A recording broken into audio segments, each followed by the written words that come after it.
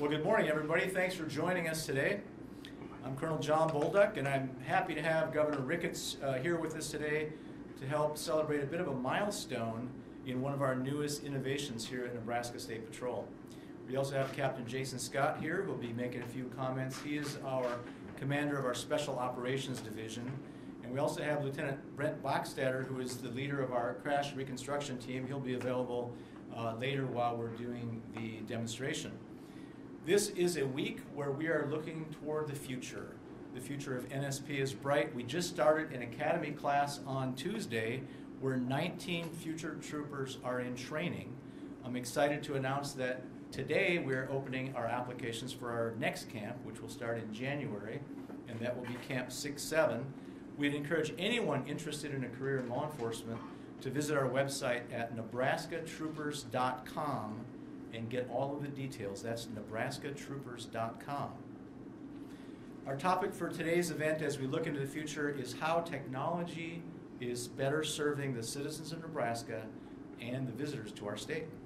In June of last year, we launched our drone program by training some of our troopers as drone operators across the state. It started as an idea that came from the field, and it was spearheaded by our crash reconstruction experts out in the field. Some of those folks are here today, and they will do a demonstration of a drone deployment after our meeting in here. And this really is the ultimate in process improvement as we look to implement this technology more widely. We have 32 troopers across the state who are trained as drone pilots, and we're looking to add more throughout the rest of this year. We have 36 drones that are spread throughout the state as well. This team so far has made 185 drone deployments. Most of those are deployed for crash reconstruction. There are several critical elements that we focus on at any crash scene: assisting or rescuing those involved in a crash, properly investigating the crash to make sure that we figure out exactly what happened, working quickly to reduce the possibility of secondary crashes, and making sure that the responders on the scene are safely performing their jobs. Our drone program plays a role in a great deal of that work. Once the initial response or the rescue aspect is over, a drone operator will fly over the scene, map the elements of the crash, detail it, and put it into a packet of investigative material which might be used by prosecutors, might be used by Department of Transportation to evaluate engineering aspects. Again, tying back to what was the cause of the crash, what can we learn from that, how can we improve and make Nebraska safer. The other element that is a serious consideration for us is the reduction of time spent on the roadway, whether that's our troopers, our tow operators, our emergency first responders. For every minute that they spend on that roadway, they are in jeopardy from secondary crashes.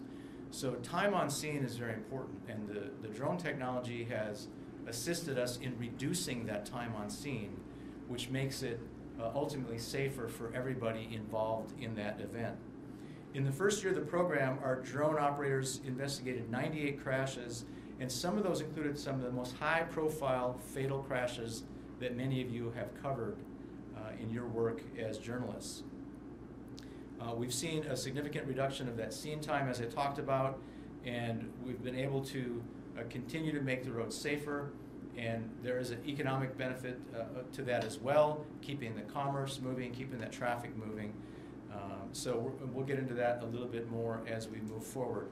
So as we talk more about it today and as we have a demonstration, feel free to ask questions at the end. At this time, I'd like to turn it over to Governor Ricketts. Governor?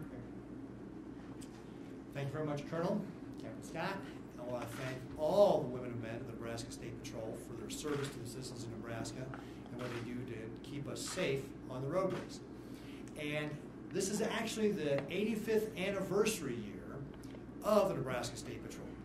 It was originally established back in 1937 as the Nebraska Safety Patrol to address the issue of the rising number of crashes on our highways. Now, over 85 years, a lot of things have changed. The types of vehicles that we have on the road, the speeds they drive at, Also, for example, the types of drugs that we're seeing in our state, the types of crimes that are being perpetrated. And the Nebraska State Patrol has innovated along the way to be able to address these issues, always with that goal of keeping our citizens safe on our roads. And we've seen a number of those innovations over the course of the years. Go back to June of 2019 when the Nebraska State Patrol established their Technical Crimes Division to be able to assist with, for example, child pornography investigations, child enticement, protecting our businesses here from cyber and so forth, and being able to do the kinds of, and provide those services to other agencies. And in fact, last year, in 2021, they received over 2,000 tips, 2,000 cyber tips, as part of that Technical Crimes Division operation. We also moved into our brand new facility here in August of last year, which is another step in making the Nebraska State Patrol more efficient and more effective by housing everybody in one location. It allows for greater communication and so forth. So this is another great improvement step. And then this is also the one-year anniversary of the implementation of the drone program that the Colonel was talking about. Again, leveraging the technology that's out there to be able to do a better job serving the people of Nebraska. And as the Colonel was describing, what we do with the drones is we do it for crash investigations. This was something that typically took about 2.5 hours. And now, with the help of the drones and the software that measures the crash and so forth, that time has been cut down to 53 minutes. And as the Colonel was talking about, that's a big deal. First of all, it improves the safety for the folks on the road. It improves the safety for drivers, so that they're not caught up in a secondary crash that could occur. We've got lane closures or so forth, and they're waiting. That puts them at risk. It's safer for our first responders because, again, as the Colonel was saying, every moment they're out there on that highway with traffic out there, they're at higher risk. So if we can reduce the amount of time that they're out there, that helps keep them safer as well. And it's also good for Nebraska drivers. Road studies show that if there's a road closed, it costs the public about $310 an hour. And so if you use that figure, last year the Nebraska State Patrol saved citizens of Nebraska about $1.7 million by allowing that freer flow of traffic, by reducing the amount of time that lanes are closed doing those crash investigations. So this is an important innovation that just shows the Nebraska State Patrol continues to lever technology to be able to keep people safer here in the state of Nebraska.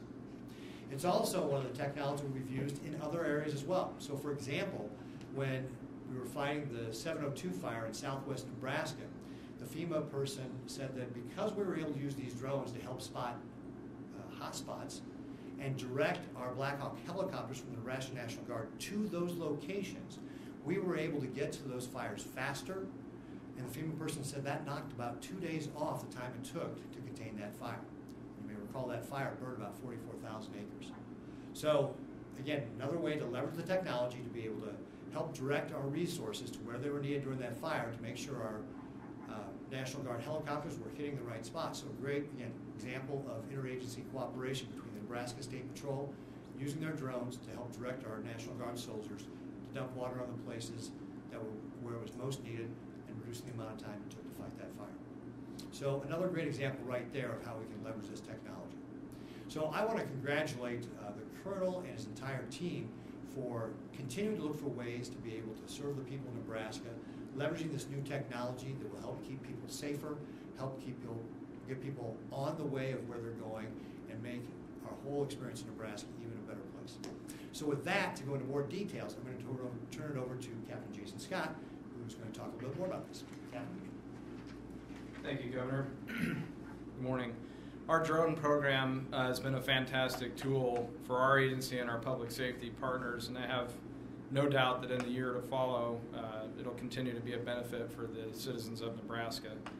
The Governor detailed just how critical this tool has been for our crash reconstruction team, and Lieutenant Boxstetter can go further into that during the demonstration if you have any questions.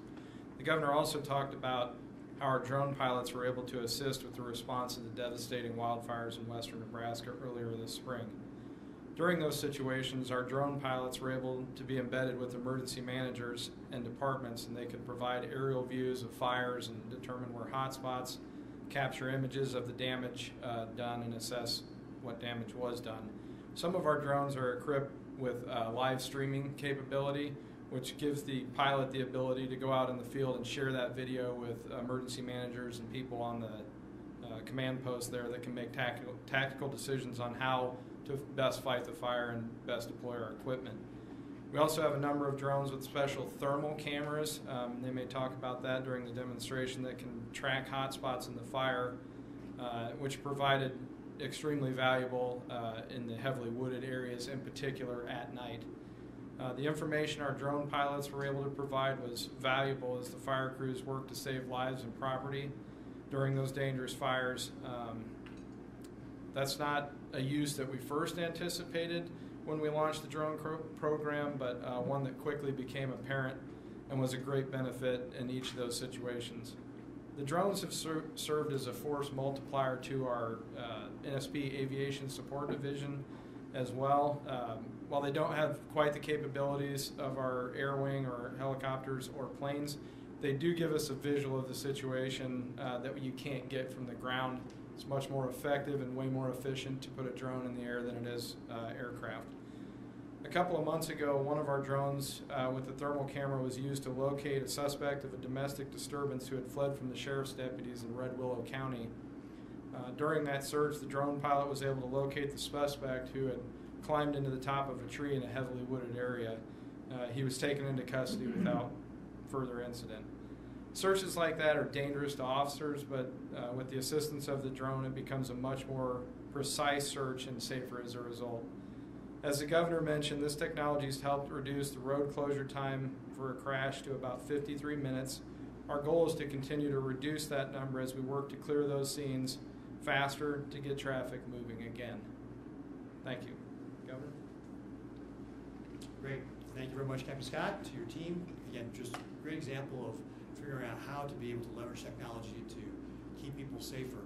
And of course, when we get those crash investigations done faster, that gets people moving faster and gets them back on the road. And it also frees up the troopers to get back in, doing other duties to be able to help keep people safe. I think I heard on the radio this morning you helped about 254 people over the holiday weekend. People who were in need of assistance. So great job again there, the team. So with that, we'll go ahead and open up to questions and answers on this topic. Then we're going to go out and do the drone demonstration, and then if you have questions on other topics, we'll just take that off to the side after we do the drone demonstration. All right? So, questions on this topic? Paul? Can you get an idea how much this costs and how much the drones cost to run? Captain Scott, I'm going to turn over to you. Lieutenant! Yes, sir. We will find somebody who knows that answer. So much for hiding back Yeah. here. So the drone we've chosen, it's about $3,000 per drone. The thermal drone's closer to about $8,500 per drone.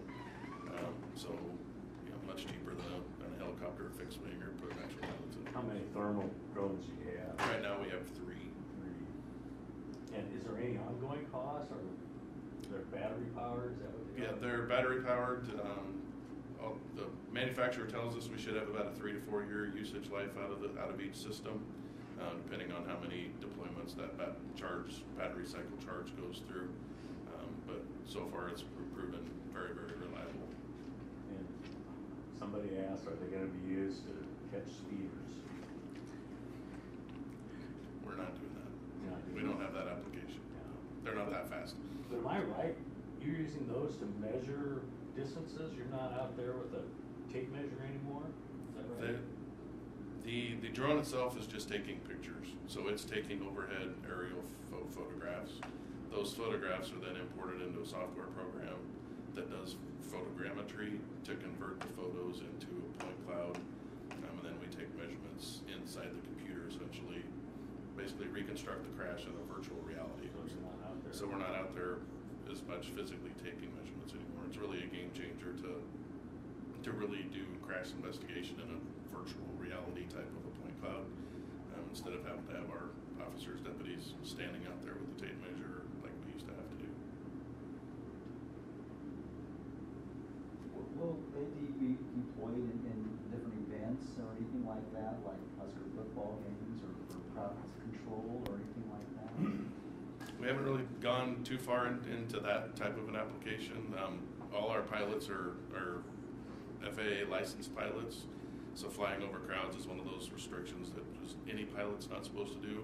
So we're regulating. Our policy mirrors federal law to make sure we're in compliance with that type of thing. So a crowd situation's iffy, maybe in the background or something like that, but definitely not over the crowd. Time reduction to 53 minutes, that's on average, right? Yes. So what is the restriction? How close can you get to? What are the FAA rules? I guess I'm looking at that. If you go to a flight app or something like that, the FAA has airspace restrictions over the entire country. Drone operators, generally in open airspace, can fly up to 400 feet. Anything other than that, if you're closer to an airport, then that ceiling can come down to 200 feet or 100 feet, or a straight up no-fly zone. That type of thing. But on a crash, you're what, 50 feet? Generally, we're flying 50 to 100 feet. A lot of the resolution in the cameras is high enough that we can get by with 100, even 125 feet to really get the grid search done quickly and get that road opened up. Could they be used in active shooter situations or things like that? So one of the applications that's probably coming down the road is probably a command scene, a command overwatch type of situation like that. Again, You might want to repeat the question. Question was, can they be used in an active shooter situation? Thank you, Governor. So as we get, like we said, we've got 32 drones deployed out. A lot of those do have a live feed capability. So that's probably some of the next evolution, like Captain Scott talked about, is, you know, if we have a critical incident like that, can we get these things deployed faster than our traditional aviation division can get on scene to give commanders that overwatch piece, so that we can make safe and secure decisions for critical incidents like that. So that's probably a next evolution type of situation, sure. And these particular drones, I mean, how well do they fly in all different kind of weather conditions? Right. So we did a pretty rigorous selection process on the different platforms that are out there commercially available. The platform we chose, it's got a wind rating of 45 to 55 mile an hour winds. As we mentioned, we flew it in the wildfire situations. Those were some pretty gusty situations, 55, 65 mile an hour wind gusts, and we were able to fly and maintain stability and everything safely there. So we've got a good wind rating. Precipitation is probably a no-go, so that would be the limitation on if there's active rain or snow, then we're probably not going to put anything up. What is the brand name? We went with the Autel platform, AUTEL. And around the country, I mean, where are we as far as other state patrols using this type and actually having a win? Right. As it was mentioned, the crash reconstruction program, we're involved with national training, keeping up with the best practices for that age or that application. So we saw some other states that were doing this, heard that this was reducing their on-scene time as they converted from measuring on the ground in the field, walking the road, to using this photogrammetry technique. Photogrammetry's been around for decades, but it's by putting the camera in the sky instead of the camera at ground level, walking around the scene. It's really become the game changer to be able to get that camera up for an aerial view instead of standing on a ladder and walking around the scene and doing photogrammetry at ground level. Lieutenant, do you know how many states approximately are doing this with drones? We looked at 3 or 4 surrounding states in the Midwest. A couple of us are actually going to a managers conference here at the end of the month, so I think we'll have a better answer to that in a couple months.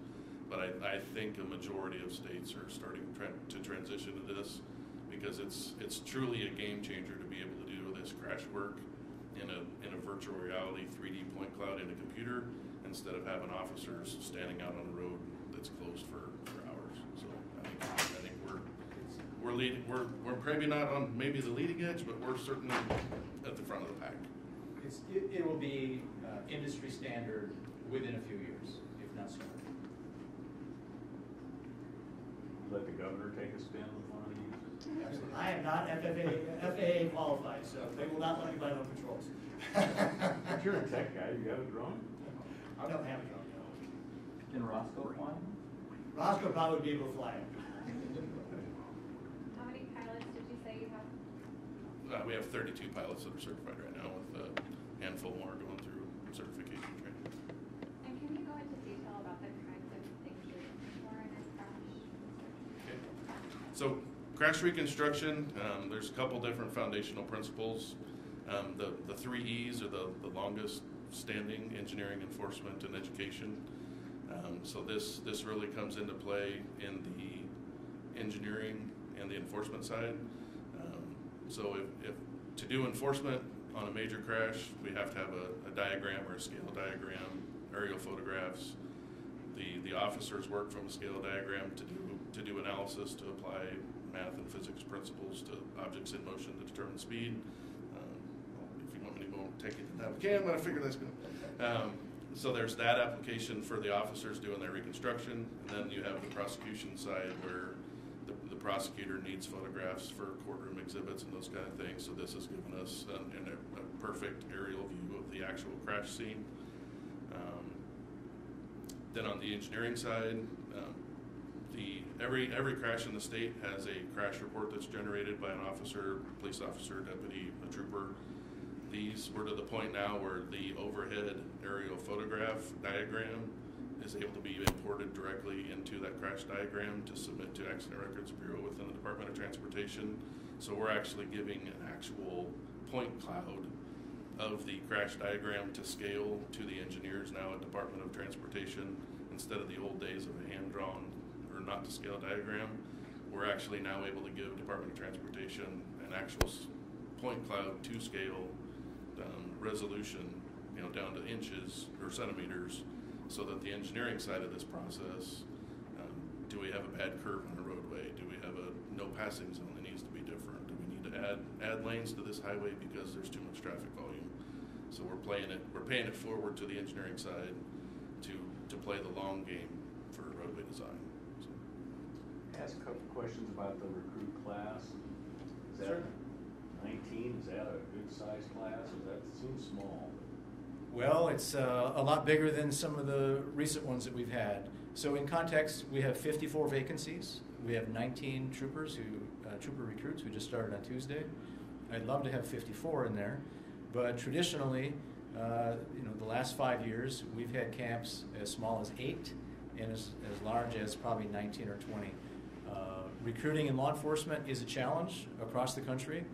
So we just had a meeting 2 weeks ago in Kansas City with some of our colleagues from the upper Midwest, and we're hearing camp sizes from Kansas of 6 people, states as large as Michigan with 20 people, Missouri with low 20s. It's a challenge, and some of those larger agencies are in the hundreds of vacancies. So it's a nationwide challenge, and our team is doing the very best to recruit the best men and women that we can find to serve as state troopers here. And we're not alone. That doesn't make it easier, but if you talk to our friends at Lincoln PD, Omaha PD, other law enforcement agencies across the state, recruitment is a challenge right now. There is a good news at 1.9% unemployment rate. There are a lot of options out there for people looking for work. So, and law enforcement can be challenging, and it's not for everybody. So we will continue to recruit the best that we can, and at some point in the future, we hope that overall vacancy number will begin to decrease. Well, you have some incentives now, right? The legislature has some recruitment incentives, is that right? Those are, yes. So the short answer is yes. Those benefit more the smaller agencies than the larger agencies, which is perfectly appropriate. They're having difficult recruiting as well. But we do have some incentives in our labor contract, first ever bilingual pay incentive. In fact, several of our recruits in this camp will be eligible for bilingual incentive. Those kind of things are beneficial throughout the state to have troopers with those skills. And we are competitive, in terms of compensation, but that market is shifting very dramatically as we speak. So those issues will be addressed in future contracts. What is the starting wage? Cody has that number off the top of his head. 51,105. 51,105. Thank you, Cody. And did you say over the last 8 years? Is that what you said, been a challenge? Well, I've been here, so the question is, how long has this been a challenge? Yeah. A long time. Okay. I've been here for 5 years, and it's been the number one challenge on our list, certainly since I've been here. But again, it was a challenge in my previous career in California, still remains so, talking to my colleagues out there, but it really is a coast-to-coast challenge right now.